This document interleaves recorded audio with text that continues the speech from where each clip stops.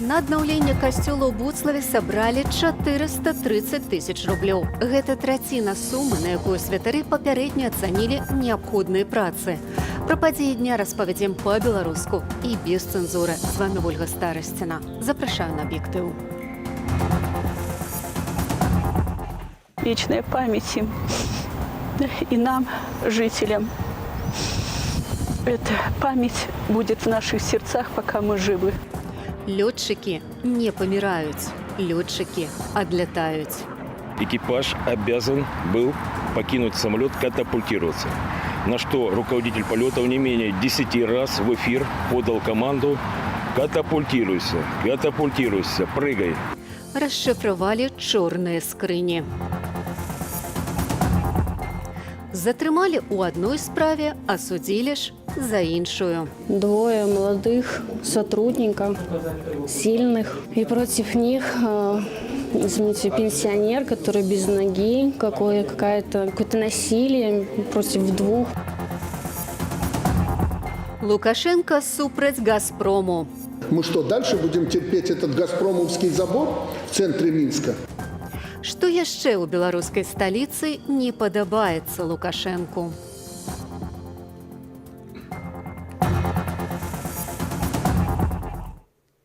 Вайсковая жалобная цырымонія ды грамадзянская паніхіда. Беларусь развітваецца з загінулымі пілотамі. Ад моманту ўзнікнення аварыйнай сітуацыі да падзення самалёта ў Баранавічах прайшло крыху больш за хвіліну. Адмыслоўцам удалося расчытаць бартавыя самапісцы, так званы чорныя скрыні. Што вядома на гэтую хвіліну, распавядзе Ірына Карніенка.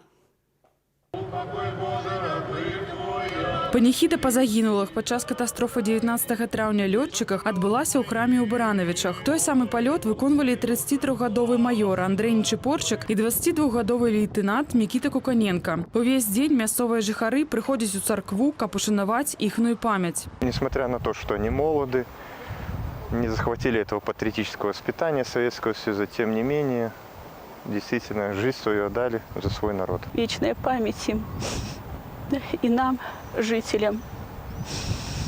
Эта память будет в наших сердцах, пока мы живы. Никита учился вместе с моим внуком, поэтому я пришел, чтобы возложить цветы и поскорбить свою по их памяти. Дзяржаўная камісія, якая вывучае чорныя скрыні з месца трагедыі, паведаміла першыя звесткі. Згодна з імі, аварыйная сітуацыя адбылася ў гарызантальным палёце самалёта Як-130 над аэрадромам Баранавічы. Папярэдняя прычына – адказ сістэмаў кіравання. Ад моманту аварыі да падзення самалёта прайшло трохі больш за хвіліну. Руководитель полетов не менее 10 раз в эфир подал команду «Катапультируйся, катапультируйся, прыгай». В это время самолет неуправляемо перешел в неуправляемое хаотичное движение, и его траектория начала уклоняться влево, то есть в сторону города. Экипаж не покинул самолет, продолжал бороться. Прычыны і наступствы катастрофы ў Баранавічах абмеркавалі і на паседжанні ў Палацы Незалежнасці. Лукашенко назваў загінулых лётчыкаў сапраўднымі героямі і даручыў старшыні Савету Рэспублікі Наталлі Качанавай прасачыць, каб іхныя сем'і атрымалі належную дапамогу і не засталіся пакрыўджаныя. А старшыню КДБ Лукашенко наказаў, цытата, «выявіць мярзотнікаў, якія пісалі пра трагедыю негатыўныя каментары на деструктыўных ресурсах». 1, 2, 3, 4 уровни управления отказали, невозможно было реагировать, остался резервный уровень, который работал с жуткими перебоями, но который дал возможность пилотам отвести самолет от еще больших бед.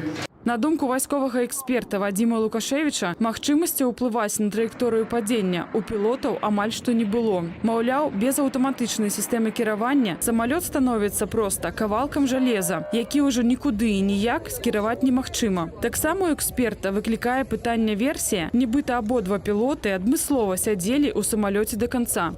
Один пилот, допустим, имеющий меньшую квалификацию, должен катапультироваться сразу.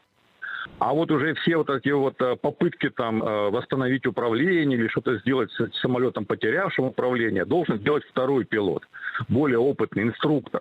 Фармаванне авіацыйнай эскадрыллі на базе самалётаў Як-130 на Лідскай штурмавой авіябазе, якой належаў самалёт, пачалося ў 2015 годзе. З таго часу Міністэрства абароны Беларусі набыло 12 самалётаў Як-130 у расійскай карпорацыі «Іркут». Тагачасны міністр абароны Беларусі Андрей Раўкоў заяўляў пра, цытата, «найвышэйшы клас надзейнасці і вялізную перспектыву прымянення Якаў». У прэс-цэнтры карпорацыі «Іркут» каментаваць катастрофу ўласнага самалёта па тэлефоне адмовіліся. Пасля паніхіды ў храме адбылася цырымонія развітання на Баранавіцкім аэрадроме. Целы адправілі на месца службы пілотаў у Ліду, дзе заўтра іх пахаваюць. Ірына Карніенка, Белсат. Дзе Юлія Чарняўская, пісьменніца, выкладчыца, удава заснавальніка Тутбай. 2 дні гэтае пытанне заставалася без адказу. Апошні раз яе бачылі ў шпіталі. Праваахоўнікі блізкім нічога не паведамлялі. І літаральна цяпер стала вядома, што яна пад хатнім арыштам. Падрабязней Ірына Дарафейчук.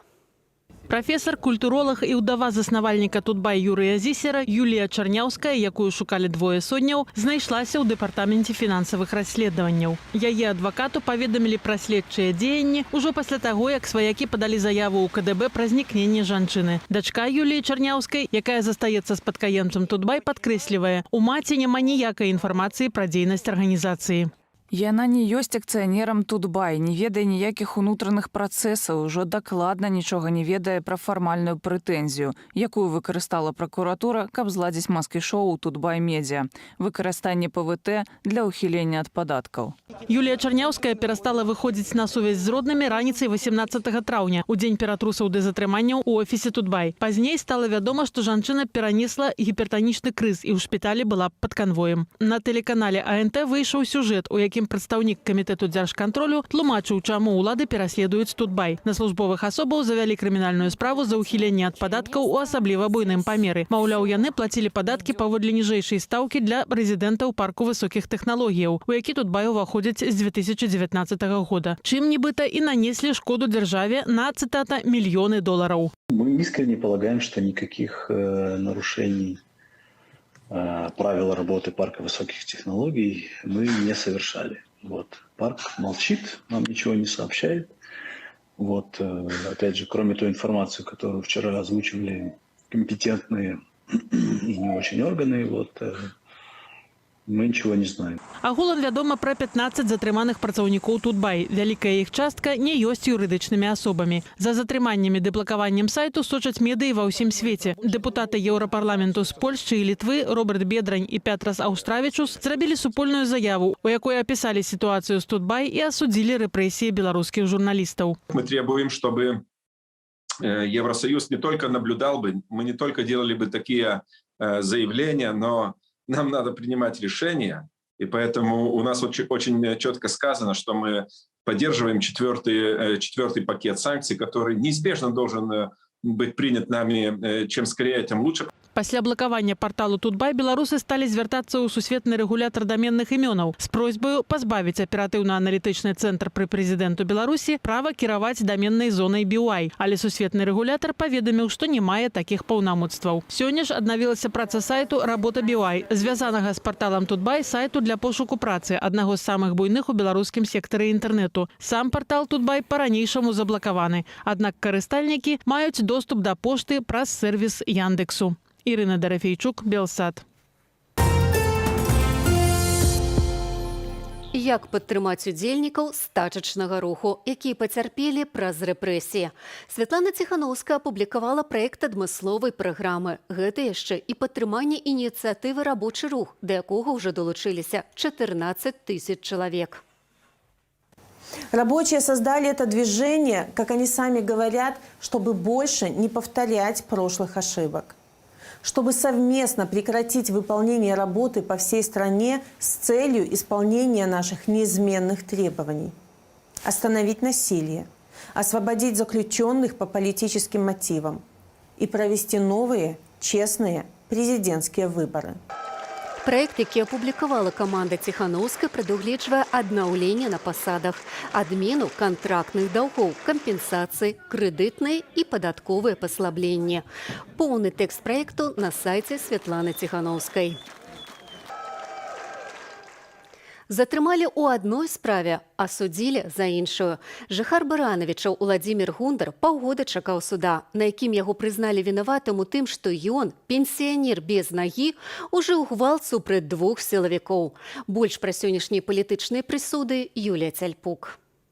Смеласць у творчасці і ў грамадзянскай пазіцыі, за якую пацярпеў гарадзенскі журналіст, музыка і перформер Ігор Банцар, засталася ягоным спадарожнікам. День, два, три, по итогу пришлось психологу пожаловаться тюремному. Пасля некалькіх месяцаў арышту і галадоўкі засталося наладзіць здароўе і адбыць 1,5 гады хіміі, якой сёння не адмяніў гарадзенскі аблсуд. Ёсць артыкул, што згодна цяжкім хваробам чалавек можа быць не апраўданы, але можа быць адменена пакаранне, тому што мне ж лёгкае пакаранне, альбо там пераведзена на больш лёгкае пакаранне, тому што у меня хімія са скіраваннем маглі б тут пакінуць у Гродна ці на хатняй хіміі. Ценню на судовай сістэме лічаць сённяшні прысуд у Берасці сваякі зняволенага на 3 гады Уладзіміра Гундара. Вообще, конечно, это настолько глупо, когда 2 молодых сотрудников, сильных, и против них, извините, пенсионер, который без ноги, какое-то насилие против 2, против 1, угрозы. Блізкія дапускаюць, што інвалід 2-й групы спадар Уладзімір мог адно не стрымацца і выказаць сваё стаўленне да супрацоўнікаў КДБ, калі тыя паднялі яго з ложку 30 снежня ў канун Новага году, каб забраць з сабою. Затрымалі па справе Аўтуховіча, звязанай з нібыта тэрарызмам.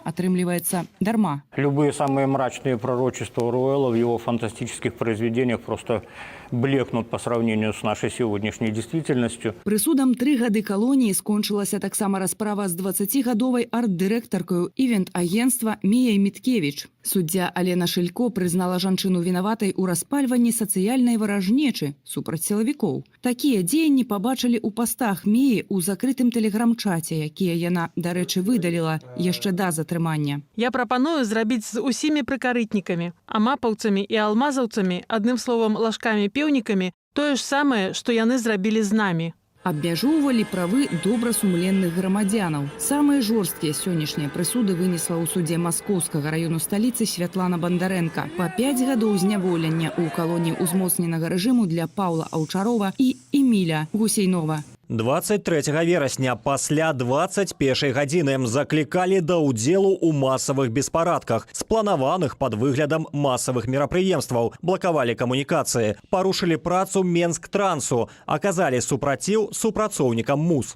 Прысуд у тым жа ключы, але паводле крымінальнага артыкулу 369 абраза, суд Маскоўскага раёну Берасця вынес Уладзіміру Шурубейку 2 гады хіміі за фразу «нытик», што напісаў асуджаны пра супрацоўніка камітэту дзяржбяспекі Дзяніса Сямёнава. Апошні атрымаў ад крыўдзіцеля 1500 рублёў кампенсацыі і прэтэнзіяў да яго не меў. Юлія Цяльпук, Белсат. Нельга было учора і нельга будзе заўтра. Толькі сёння прымаюць перадачы на Акрэсціна. Але ад сваякоў супрацоўнікаў Тутбай пакункаў не прымалі да самага вечара. Звесткі пра тое, што адбываецца за кратамі, збірала Каця Малей. Чэргі пад дажджом ля ізалятару часовага ўтрымання на менскім завулку Акрэсціна. Гэта сваякі затрыманых спадзяюцца перадаць ім ежу і адзенне. Перадачу тут прымаюць толькі раз на тыдзень, у чацвяргі. Принесли минимально какой-то еды, мясное на ЦИП не берут. Принесли какие-то сушки, сухофрукты. Ну, в общем, хотелось бы, конечно, колбасы, сыров, но их не берут. Вот. Ну, теплая одежда. Что особо ничего не... Ну, какую-то гигиену минимальную. Неўзабаве высветлілася, што некаторыя затрыманыя застануцца без перадачы, бо іх атыпавалі ў іншыя месцы. Передачу не взяли, потому что ее, наверное, куда-то этапировали.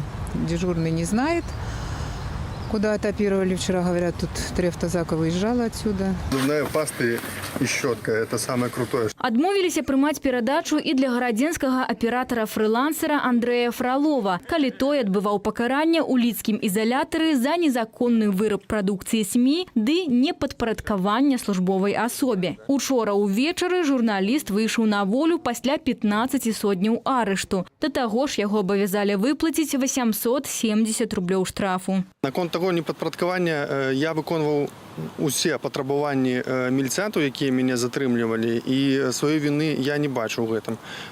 Наконт працы без акрэдытацыі, Артикул 32 Конституции Республики Беларусь дозволяє любому громадянину Республики Беларусь любым способом здобывать информацию и распаўсюджваць яе. Наваполацкіх актывістаў без суда вызвалілі з віцебскага ізалятару. У ІЧУ яны правялі 3 судняў у якасці падазраваных у крымінальным злачынстве, апаганьванне збудаванняў і псавання маёмасці. Са словаў давернай асобы Святланы Ціхановскай на леташніх прэзідэнцкіх выбарах Алены Радзьковай, яе затрымалі адразу пасля таго, як яна завяла дзіця ў садок. З міліцэйскага пастарунку адвезлі дадому на Ператрус. Потым быў допыт у следчым камітэце, так званы стакан у Раусе і этапаванне ў Віцебск. Каля, может, 10 будынкаў размалёвана, заведена такая крымінальная справа. І вось такі будынак, такі размалёвала, не размалёвала.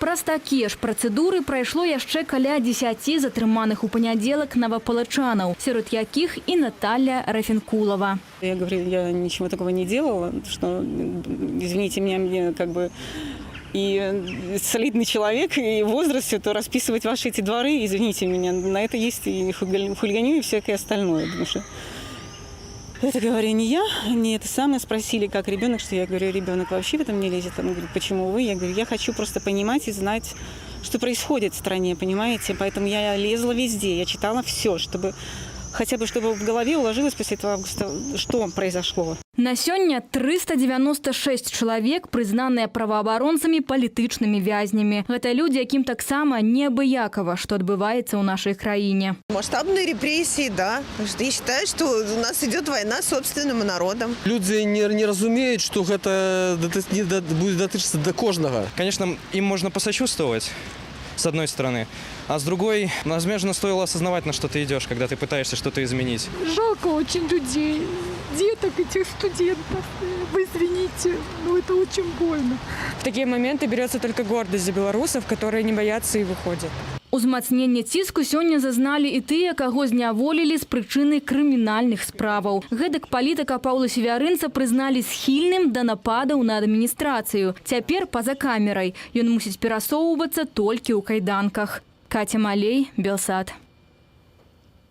Планку 2 мільёны жыхароў, выстаўленую раней, ужо прайшлі.